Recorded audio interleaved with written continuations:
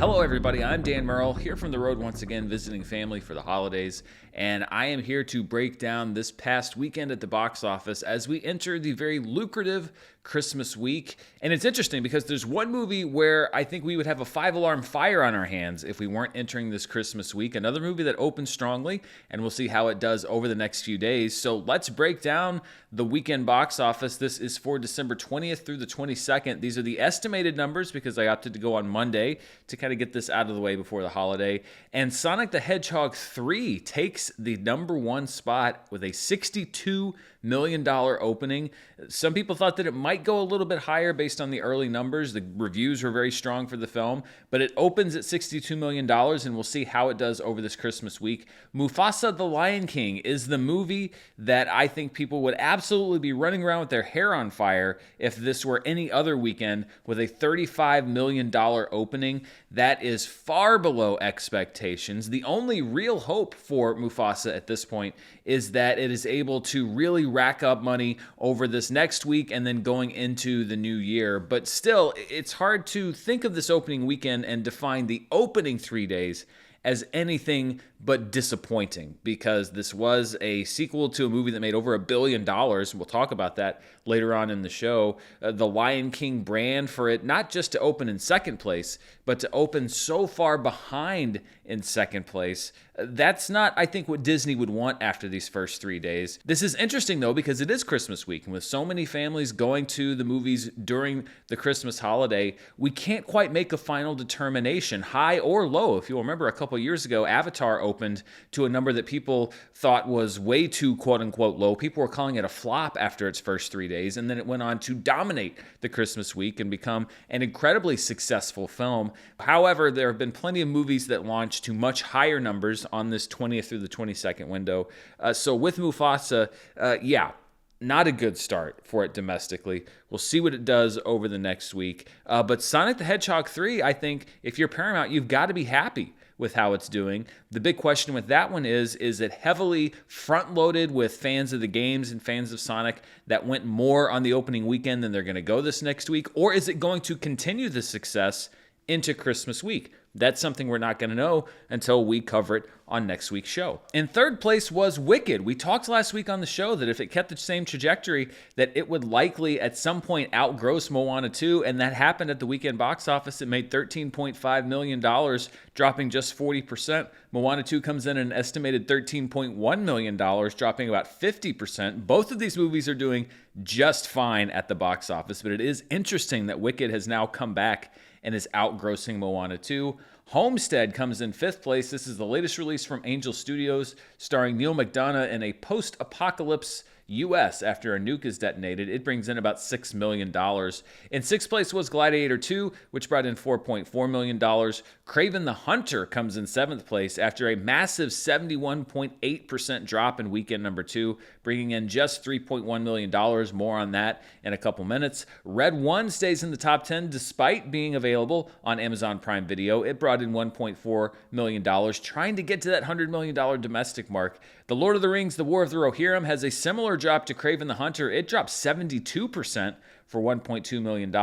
And The Best Christmas Pageant Ever rounds out the top 10 with $825,000. So let's start off talking about Sonic the Hedgehog 3. It is one of the 5 best openings for a video game adaptation. And in fact, all 3 Sonic movies are in this top 5. The top opening, of course, is the Super Mario Bros. Movie, which opened on a Wednesday, but still brought in $146.3 million over its opening Friday through Sunday weekend. Five Nights at Freddy's comes in second place at $80 million. That is one of those movies that had a strong opening, but was very front-loaded. We'll see if that remains a pattern with Sonic 3. Sonic the Hedgehog 2 is in third at $72.1 million, followed by Sonic the Hedgehog 3 at $62 million, and the original Sonic the Hedgehog at $58 million. So an impressive performance across all 3 movies for the Sonic films. They continue to be very popular, and we'll see what the final gross looks like, maybe growing in popularity with each installment.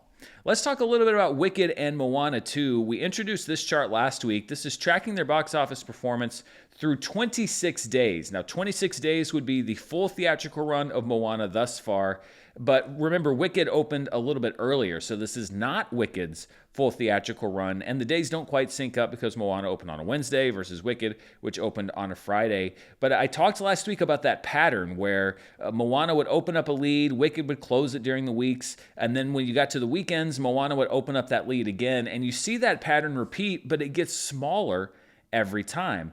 And basically, at this point, if Wicked is able to outgross Moana 2 during this Christmas week and they're bringing out the sing-along version of the movie, so that's a possibility, then it looks like Wicked will have a higher domestic gross despite that massive opening for Moana 2. So this is very interesting, that the fact that Moana 2 is able to pull ahead but slightly less each time as we go through this pattern. And we know that Wicked would probably open up this lead because in the release days after this, where Wicked was out, it was outgrossing Moana 2 day by day. So yeah, this is very interesting, and it's going to be interesting to track, but it looks like Wicked may have the inside track on Moana 2 at this point by virtue of the fact that it outgrossed it this past weekend. I mentioned Kraven the Hunter. It is the third worst drop-off for a Marvel film, MCU or otherwise, at the box office. The worst remains The Marvels, which dropped 78.1% in its second weekend. Then we have Morbius, which dropped 73.9%, although keep in mind it opened much higher than Kraven the Hunter. But Kraven comes in third at 71.8%. It dropped a little bit more than Dark Phoenix, which dropped 71.5%. And then Ant-Man and the Wasp, Quantumania rounds out the top five. It dropped 69.9% in its second weekend. Also looking at the franchise tracker for Middle-earth movies, we introduced this last week. War of the Rohirrims at $7.3 million, of course far behind The Hobbit, The Battle of the Five Armies. And I got a lot of feedback last week that it wasn't really fair, or it shouldn't be a comparison between The Hobbit and Lord of the Rings films and War of the Rohirrim, because War of the Rohirrim had such a smaller budget, that it was an animated film, etc. And I agree with that to a point. It's not a one-to-one comparison. And I never meant to frame it as a one-to-one comparison. I didn't expect that War of the Rohirrim, even in the best circumstances, was going to make $300 million. But I don't think that it's out of bounds to put it on the same plane, at least looking at it versus the other movies in the franchise, for a couple of reasons. Number one, in the marketing that was done for the movie, Warner Brothers very explicitly invoked the name of Peter Jackson's franchise. It sought to put it in the same category as the Middle-earth films. So I don't think that it's really inappropriate to look at it in comparison, because that was obviously the aspiration that Warner Brothers had with the film. And the other reason why I think it should at least be looked at by comparison is because I think that this is a test of the brand name for Lord of the Rings. So yes, it's not going to make, $300 million like Fellowship of the Ring, but at the same time, I do think it's instructive to look at just how much the brand name was able to bring War of the Rohirrim close to the other movies, and the answer is not at all. So yes, I understand the people that said, well, it's not really fair to expect it to perform like those films, but at the same time, I don't think it's unfair from a franchise level to look at how it performs in relation to these films, even taking into account the fact that, yes, it is a smaller film, smaller release, smaller budget. I think the disparity there is still wide enough that we should take a look at it.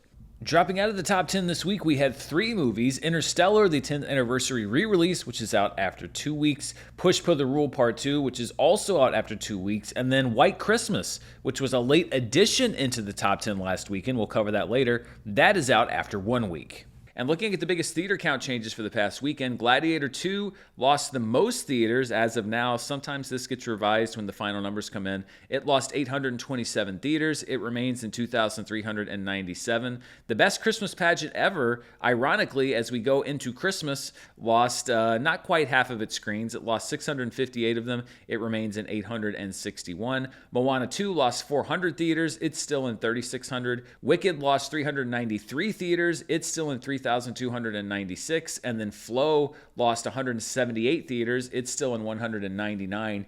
Keep in mind that a lot of these theaters contractually this past weekend had to keep showing Kraven the Hunter and Lord of the Rings War of the Rohirrim. That is an obligation that they do not have to meet this upcoming weekend. So I think that you're going to see big theater drops for both of those movies, which are not drawing a crowd, because not only do the theaters want to keep showing Sonic and Mufasa and Moana and Wicked, but they also have Nosferatu and A Complete Unknown and a lot of other movies that are entering the marketplace this week. So next week, I think we're going to look at some big theater drops, maybe some of the biggest of the year for both of those films, because theaters don't want to keep a movie that's not selling tickets in their theaters. They want to bring in the new blood and actually, make some money. Looking at what I call our road to recovery, the blue line is the weekend average for 2015 through 2019. The red line is the average from 2021 to 2023. And the dotted black line is where we are this year. And if you go all the way there to the end at weekend 51, you'll see that we are well below the average from the pre-pandemic times. This is a weekend that saw the launch of movies like Star Wars: The Force Awakens. So it's really not a surprise that it's so far up there. But we are somewhat above where we have been post-pandemic. So we're sort of charting a course between the two of them, and we'll see what we do over this next Christmas week. If we can carry over and maybe get up to that blue line, we definitely don't want to be where the red line is in week number 52. And December grosses, of course, are a big driver of the box office at the end of the year. Last week, I conducted a member poll where we talked about your favorite movie that was an original film that was the top grossing film in December. Original meaning not based off of anything, a true story, a sequel, etc. There were 4 of them over the past 30 years, and I think this is one of the closest polls that we've done since I started doing them here on the channel. Castaway wound up the winner with 33% of the vote. We had over 100 votes. Avatar, though, came in a very close second place at 30%, and Dumb and Dumber held its own. 25% of people who responded to the poll said that Dumb and Dumber was their favorite original top December grosser. Gran Torino, even though it was a distant 4th place, still put up a respectable number, 11%. So a very competitive poll when talking about the top original December grossers of the past 30 years.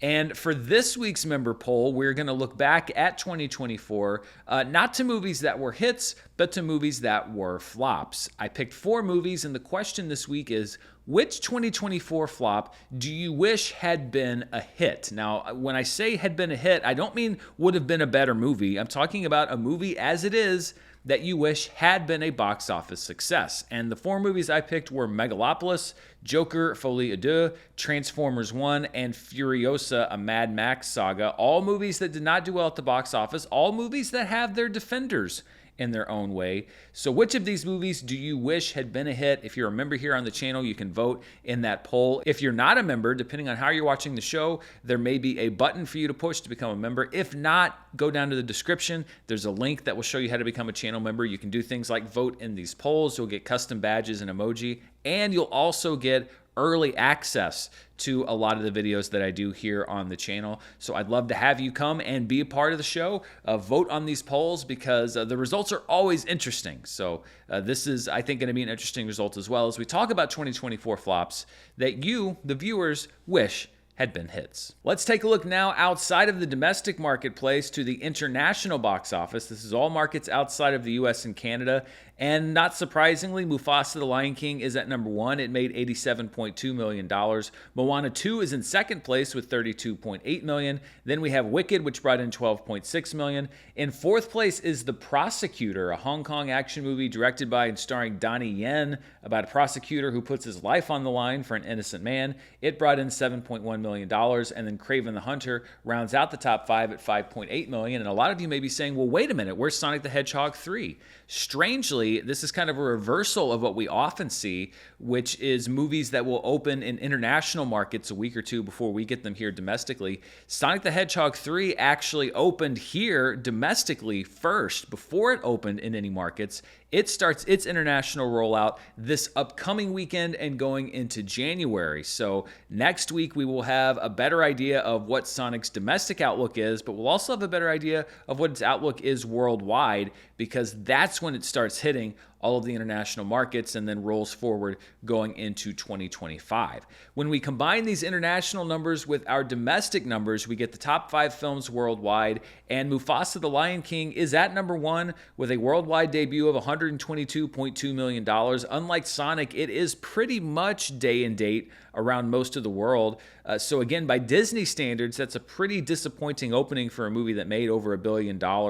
Certainly not among the best openings of the year. Sonic the Hedgehog 3 is the number 2 movie in the world based solely off of its domestic performance at $62 million. Moana 2 drops 45.2%. It brought in another $45.9 million. Its worldwide total is heading toward $800 million. Wicked brought in $26.1 million. Its worldwide total is heading toward $600 million. And Gladiator 2 breaks the $400 million barrier. It brought in $9.85 million across all markets worldwide. And let's talk a little bit about The Lion King in relation to its not just domestic performance, but worldwide performance, because it looks like those numbers are going to be a little soft as well. And this is a chart that we looked at not too long ago when we were talking about Joker Folie à Deux. These were the biggest drop-offs between a $1 billion plus grosser and its direct sequel when we talk about worldwide gross.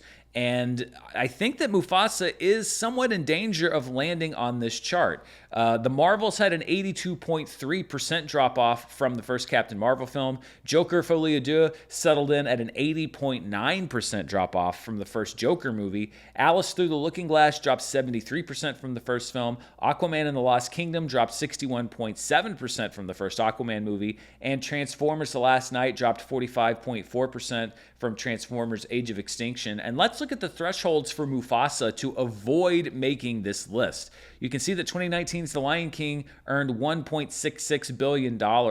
In order to avoid making this list altogether, Mufasa the Lion King has to earn $907.4 million. That would keep it out of 5th place. And Transformers The Last Knight. We'll see how it does this week domestically. The worldwide numbers haven't been great. I think that at this point, it's likely that it may fall short of that $900 million threshold. So I think that it could very well be on this chart. Now, it has to make $636.5 million worldwide in order to avoid 4th place, which would be Aquaman and the Lost Kingdom. It needs to make $448.7 million worldwide to stay clear of Alice Through the Looking Glass. It's got to make $317.4 million to avoid 2nd place, which would be Joker Folie à Deux. And it needs to make $294.1 million to avoid 1st place, which would be the Marvels. I think it is highly unlikely that it's absolutely going to stop in its tracks and end up at a Joker or Marvels level drop-off. But it's going to be interesting to watch its gross over this next week and see which of these other movies it comes closest to. Because like I said, I think it's going to be on the chart. It just, given its start, it's hard for me to think that it's going to make 9 times what it made already in its opening weekend to avoid being here on the chart. But just what is its trajectory?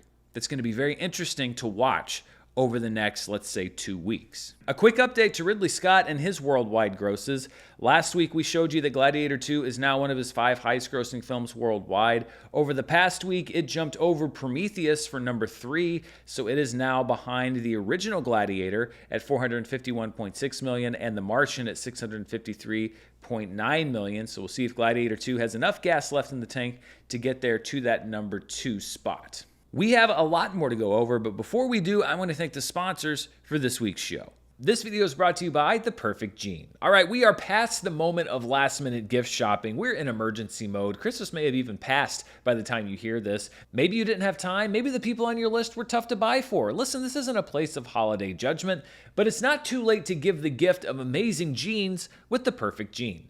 The Perfect Gene makes what is now my favorite pair of jeans, and I did buy them as holiday gifts this year because I want my loved ones to have a pair as well. They're stretchy and comfortable, but still look great for every occasion, and they come in 6 fits with waists from 26 to 50 and lengths from 26 to 38. So no matter who you haven't scratched off your list yet, there will be a size for them. I did laundry the other day and dug through my jeans to make sure that I got my perfect jeans to take on my holiday road trip with me. These are not jeans that sit on my shelf. These are the first ones I pick out every single time. I've done long flights, I've done long drives, and every time I've been comfortable throughout. They're great for sitting, standing, running, you name it. It's finally time to stop putting up with uncomfortable jeans by going to theperfectjean.nyc, and viewers and listeners of the show get 15% off of your first order, plus free shipping, free returns, and free exchanges when you use the code DAN15 at checkout. That's 15% for new customers at theperfectjean.nyc with promo code DAN15. After you purchase, they're going to ask you where you heard about them, so please support the show and tell them that I sent you. F your khakis and get the perfect jean. All right, let's take a look at some of the specialty charts for this last weekend, as well as the 2024 charts. Before we do that, though, I want to make a couple of quick corrections to last week's show because we used the estimates as well due to my upload schedule with reviews, etc. First of all, looking at the top 6 through 10 for last weekend, there was actually a new number 10 movie. Originally, based on the estimated numbers, it was Queer from Luca Guadagnino. However, White Christmas was actually the number 10 movie. It had a Sunday night re-release via Fathom Events, and that was able to push it into the top 10 at $1.1 million. So Queer knocked out, White Christmas is in. And also looking at the biggest theater count changes for last weekend, for King and Country, A Little Drummer Boy Christmas was actually the biggest theater count loser. It lost 783 theaters. It remained in just 757. Push Pull the Rule Part 2 lost about half of its theaters the weekend of the 13th, followed by Venom, The Last Dance, Bonhoeffer, Pastor Spy, Assassin, and then Get Away was a late reporting film that was not originally in this top 5. This is a very small film starring Nick Frost, which was in around 500 theaters. It lost about 418 theaters and now is likely pretty much out of release altogether. All right, let's look at the per theater averages from this past weekend, the 20th through the 22nd. And at number 1 was The Brutalist, which has sort of been a late emerging Oscar favorite. It was playing in just 4 theaters and brought in over $66,000 per theater, one of the best of the year, which we'll look at in just a second. Pedro Almodovar's film, The Room Next Door, playing in 6 theaters, was a somewhat distant second place. It brought in just over $17,000 per theater. Then we had Sonic the Hedgehog 3, which brought in $16,000 in each of its 3,761 theaters. Nickel Boys, still an extremely limited release, brought in $12,000 per theater. And then Mufasa the Lion King in 4,100 theaters, so about 350 more than Sonic the Hedgehog 3, brings in $8,537 per theater. And looking at the top per theater averages for 2024, The Brutalist comes right in there at number 3, behind only Kinds of Kindness and Anora. A Real Pain gets bumped down to 4th place, and Saturday Night gets bumped down to 5th place. I was actually going to update this graphic anyway because it appears that last week, The Last Showgirl, starring Pamela Anderson, would have taken that number 5 spot away from Deadpool and Wolverine, but The Brutalist comes in and makes that a moot point by coming in at number 3 for the year. Looking at the top films in limited release, which I define as 1,000 theaters or fewer, Queer is at number 1. It made $364,000 in 379 theaters. The Brutalist, in just 4 theaters, comes in second place. It made $266,000. Flow sticks on the chart. It made $234,000 in 199 theaters. The Room Next Door, in 6 theaters, comes in 4th place with just over $100,000. And in 5th place is All We Imagine as Light, playing in 37 theaters, bringing in $66,800. I had a chance to see All We Imagine as Light last week, and this was a massive blunder from India to not submit All We Imagine as Light as their selection for the Best International Film category at the Oscars. Number 1, I think it is a really good film. I can see why it wasn't chosen for reasons that maybe don't have to do with the art of the film, but also at the same time, India was not even on the short list for this year's Academy Award. So even by picking another film, which I've heard is actually a pretty good film in its own right, La Pata Ladies, to be their submission, they guaranteed they're not going to win this year because they're not on the short list. And I think that All We Imagine is Light is as close to a lock for a nomination, had it been in the Best International Film race, as you possibly could have gotten. So between India not choosing RRR and not choosing All We Imagine is Light to be the submission for Best International Film, I think they've cost themselves as a country 2 almost sure nominations for Best International Feature just in the last few years. This is the 2024 fall holiday box office, so these are all movies released between Labor Day and the end of the year. Wicked remains number one at $383.9 million, followed by Moana 2 and Beetlejuice. Gladiator 2 is in fourth place, followed by The Wild Robot. Venom: The Last Dance is in sixth place. Red 1 is in seventh. Smile 2 currently is in eighth. Sonic the Hedgehog 3 enters the chart at number 9, and I imagine it should start moving up that chart pretty quickly. Transformers 1 currently at number 10. Regardless of how Mufasa does, I think we will also see Mufasa on this chart, so Transformers 1 will be gone by next week. And Joker, Folie à Deux, has one last insult as it becomes not only not a top 10 movie of the year domestically, but not even a top 10 movie in the season in which it was released. Looking at the 2024 domestic box office, Wicked moves up one spot to number 3 and looks bound to be just the third film this year to cross $400 million domestically. Despicable Me 4 moves down one spot to number 4, although it will soon move down to number 5 because Moana 2 is right behind it. And then the question is, will there be a movie that hits $193.5 million over this holiday season? That is the bar right now to clear to enter the top 10 for 2024 domestically to displace Kung Fu Panda 4. Can Sonic do it? Can Mufasa do it? Will they both do it? We will see very shortly because time is growing short in 2024 and just a few movies left on the schedule that could break into this domestic top 10. Also looking at the worldwide box office for 2024, the top 5 remains the same with Inside Out 2, Deadpool and Wolverine, Despicable Me 4, Moana 2, which as we've talked about is doing much better worldwide than Wicked. Dune Part 2 is in 5th place, Godzilla Kong the New Empire currently in 6th, but by a whisker over Wicked, which moves up to 7th and will soon move up to 6th place. Kung Fu Panda 4 drops down one spot to number 8. YOLO is currently the only Chinese film left on the list at number 9. And Venom: The Last Dance rounds out the list at number 10. Before we go to the streaming charts, as we often do, I want to take a look at a weekend in box office history, and we're going to go back 15 years to the opening of Avatar, which would go on to become the highest grossing movie of all time. This was the 18th through the 20th, so a bit of an earlier pre-Christmas window than we saw this year. Avatar opened to $77 million, which adjusted for inflation would be $113.2 million. And as was the case with the second Avatar film, it didn't blow the doors off the box office on weekend number 1. It was just able to rack up an insane amount of money over time. In second place was The Princess and the Frog. In its fourth week of release, it brought in $12.1 million. Adjusted for inflation, that'd be $17.9 million. That was a financial disappointment at the time, although it has continued to be a successful film over the years, now has attractions at Disney World and potentially a Disney Plus show coming up, so we'll see if the legacy of The Princess and the Frog continues to live on. The Blind Side, in its 5th weekend, was in 3rd place at just over $10 million. That'd be $14.7 million adjusted for inflation. Of course, Sandra Bullock would go on to win an Academy Award for Best Actress for that film. Hugh Grant and Sarah Jessica Parker star in Did You Hear About the Morgans, which opened in 4th place. As I recall, that movie got terrible reviews, but I honestly don't remember anything about it. Adjusted for inflation, it would be a $9.7 million opening. And then rounding out the top 5 in its 5th weekend was Twilight New Moon, bringing in $4.4 million. We've talked about the fact that those movies, perhaps more so than almost any other franchise, were incredibly heavily front-loaded, but still 5 weeks in, it was making enough to be in the box office top 5. And looking at the box office flashback trivia question for this week, next to Avatar, what is the highest grossing original film of all time domestically, unadjusted for inflation? And remember, when I say original, I mean not a sequel, not a prequel, not based on a true story, true events, nothing. Original story. I'll give you a minute to think. And it's actually a movie that's been around for quite some time because it is still Star Wars, which has a $460.9 million domestic gross, largely thanks to the special editions and re-releases. But I was actually somewhat surprised by this, that after all this time and this huge box office explosion, even unadjusted for inflation, Star Wars still the second highest grossing original film of all time domestically.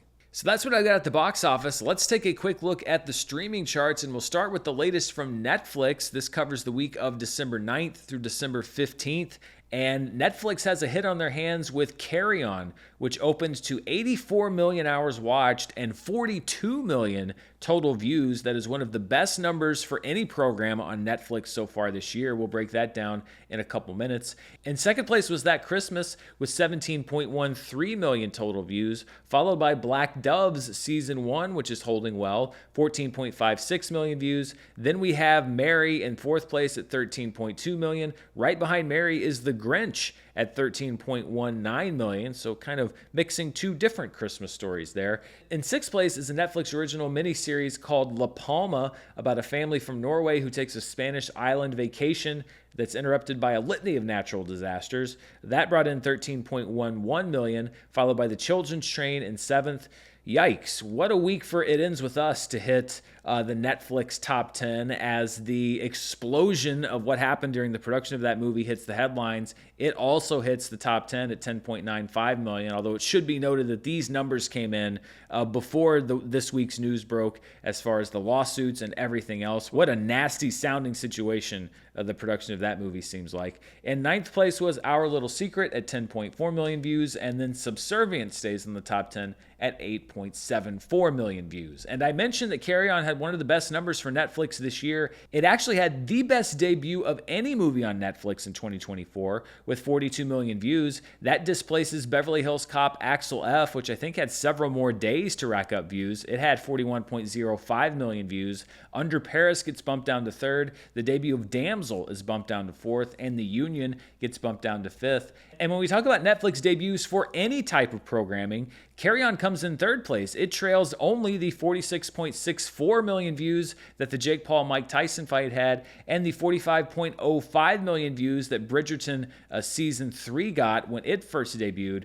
So Carry On comes in third place ahead of Beverly Hills Cop Axel F and Under Paris. Looking at Netflix movie weeks, whether it's a debut or not, Carry On has the second best number. The second weekend of Damsel had the best week for any movie so far this year at 50.85 million views. Then we have the first week of Carry On, the first week of Beverly Hills Cop, the first week of Under Paris, and the first week of The Union. That's going to be a big question with Carry On. Was this a movie that was very heavily front-loaded, or it had good reviews, it had good word of mouth? I reviewed it very positively on the channel. Is this something that's going to pick up momentum or even hold on to a large chunk of its audience in the second week? We'll find out tomorrow when those new numbers are released. But Netflix could have one of its biggest hits of the year overall, not just week to week, if Carry On is able to sustain the success that it saw in its first weekend. And when we look at 2024 Netflix weekly views, again, across all programming, any week of release,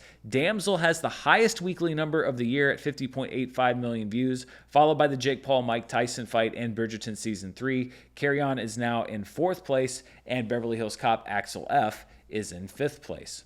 Let's move on now to the Nielsen charts. Now, these are a little bit different. These are domestic numbers, not global numbers, and they're delayed by about a month because that's how long it takes for Nielsen to crunch all these numbers from the different streaming services. So this covers the week of November 18th through the 24th, and we'll look at the top movies on Nielsen for that time frame. At number one was Deadpool and Wolverine, which had a drop from its debut, but still brought in 9.7 million hours watched, followed by Twisters on Peacock, Moana on Disney+, continuing to see that increase in viewership as we lead up to the release of Moana 2 in theaters. The Grinch on Peacock is at number 4, followed by Hot Frosty on Netflix, rounding out the top 5. The Merry Gentleman, another Netflix Christmas film, is at number 6 with 5.68 million hours watched. Alien Romulus makes its debut on Disney Plus and Hulu with 5.4 million hours watched. Then we have Rob Peace in 8th place. Home Alone, another seasonal favorite that we see every single year right around this time, begins its march through the holiday season at 4.5 million hours watched.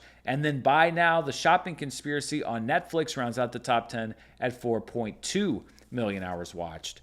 Looking at the top 10 streaming shows for November 18th through the 24th, Cross on Amazon, their Alex Cross reboot, stays at number 1 at just over 20 million hours watched, followed by Family Guy, Grey's Anatomy, and Bluey. Netflix's A Man on the Inside, which I believe has been renewed for a second season, comes in 5th place at 14.6 million hours watched. Then we have Cobra Kai on Netflix, Bob's Burgers on Hulu, Lost on various streaming services, Gossip Girl returning to the top 10 at 11.3 million hours watched, and then AP Bio, which was a much beloved but low-rated sitcom sitcom, which I believe made its way onto Netflix after being on other streaming services for a while, is able to crack the overall top 10 at just over 11 million hours watched.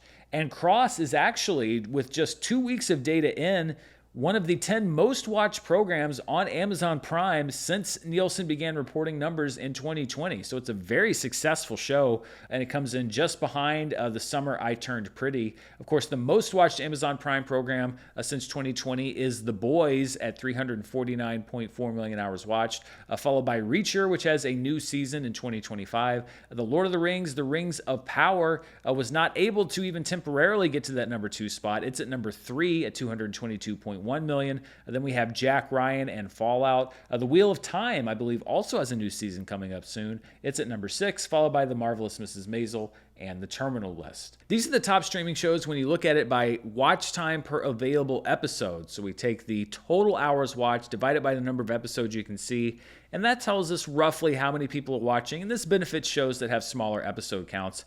Landman, which I believe is the new show from Taylor Sheridan, is at number 1 with 3.63 million hours watched per episode. It had a debut run, I think, of 3 episodes that dropped at once. Cross comes in second place with 2.5 million hours watched per episode. Then we have A Man on the Inside in third, Special Ops Lioness in fourth. That's been a consistent show here in this top 5. Arcane comes in 5th place at just over 500,000 hours watched per episode as it ends its run with 18 episodes. Tulsa King, another show that's been on this chart for quite a while, is at number 6 with 460,000 hours watched per episode, followed by The Lincoln Lawyer, Outer Banks, AP Bio, and Cobra Kai. We had a change to the most watched original streaming series of the year. Again, this is through November 24th. The Lincoln Lawyer moves up to number 6. That puts Monsters, Lyle and Eric Menendez at number 7, and Evil down to number 8. The top 5 remains the same. Bridgerton, Love is Blind, Fallout, The Boys, and Fool Me Once.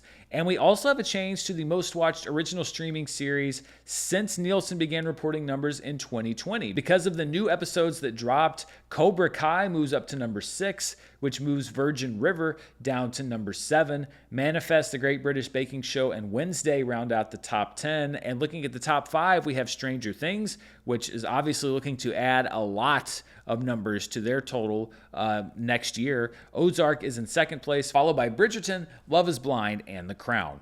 And that does it for the show this week. There's a lot to look at, though, as far as options for you to watch in theaters and at home this upcoming week. Hollywood loves to flood the market with stuff to watch because they know that for one of the very few windows of the year, people actually have the time to watch these things. First of all, tomorrow, Terrifier 3 is going to be back in theaters. It's having a 2-night release on Christmas Eve and Christmas night. So if you didn't see Terrifier 3, then you can check it out again starting tomorrow. Then on Wednesday, Christmas Day, it's a big day in theaters. In addition to everything that's already there, we have the opening of A Complete Unknown, the Bob Dylan biopic starring Timothée Chalamet.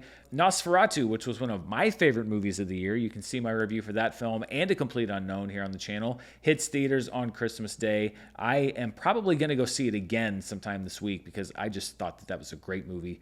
Also hitting theaters on Christmas Day from A24 is Baby Girl, starring Nicole Kidman. She's been generating some buzz around her performance in the film. It's an interesting movie. I think that I might do a review for it here on the channel because there's some weird stuff going on with that one. The Fire Inside also hits theaters.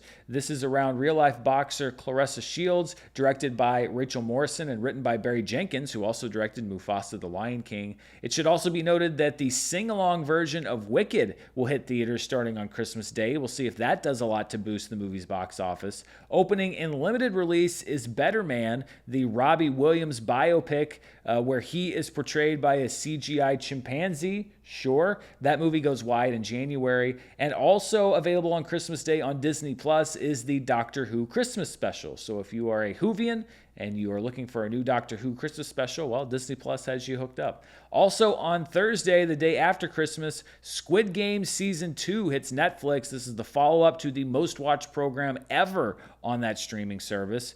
I will definitely be tuning in, and I think a lot of people will spend their Boxing Day watching horrible murders and mutilations. And that wraps it up for the show this week. Thank you so much to you for watching. Thank you so much to our sponsor for the show. Be sure to check out the description below for more about the perfect gene and also how to become a channel member. I hope that each and every one of you, if you celebrate Christmas, has a wonderful holiday season. If you don't celebrate Christmas, just enjoy a nice week. Go to the movies, do whatever it is that you like to do. I will be right back here next week, probably on Monday again, because I've got some traveling stuff that may interfere with the upload schedule to talk about the Christmas week box office. Does Mufasa stage a comeback? Does Sonic the Hedgehog continue to run away with it? There's some compelling box office stories to watch, plus how all the other new releases do. And you can stay tuned right here on the channel going into the rest of this year and 2025 for the latest in box office news, movie reviews, and more. Until next time, stay safe, and I'll see you then. Bye.